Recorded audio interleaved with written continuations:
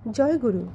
গত মাসের আলোচনা পত্রিকায় প্রকাশিত হওয়া একটি গল্প, যেটি লেখক সুভাষ মুশিব।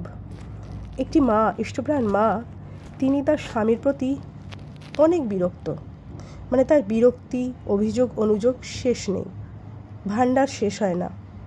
তিনি পরম পূজ্যপাদ শ্রী শ্রী আচার্যদেবের নিকট গিয়ে সমস্তটা জানান। আচার্যদেব দাদা যখন জানলেন যে মাটির স্বামীর প্রতি কোনো অভিযোগ অনুযোগের শেষ নেই, তখন দাদা বললেন, তাহলে কি চাও, স্বামীটাকে পরিবর্তন করতে? মাটি লজ্জিতভাবে না বলেও তার অভিযোগের কথাই বলতে থাকেন।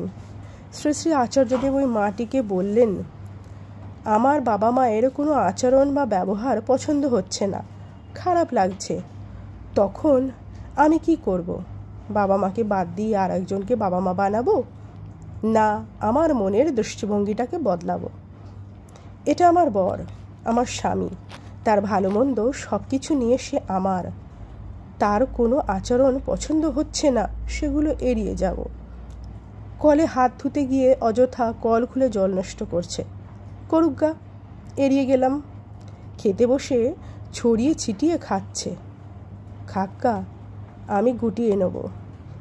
এইরকম ছোটোখাটো বিষয় এড়িয়ে যেতে হয়, তাহলে আমার মনের শান্তি অক্ষুণ্ণ থাকবে। কি দরকার যখন তখন ঝামেলা পাকানোর? তাহলে দেখলেন তো পরম পূজ্যপাদ শ্রী শ্রী আচার্যদেব দাদা কিভাবে এই সমস্যার সমাধান করে দিলেন।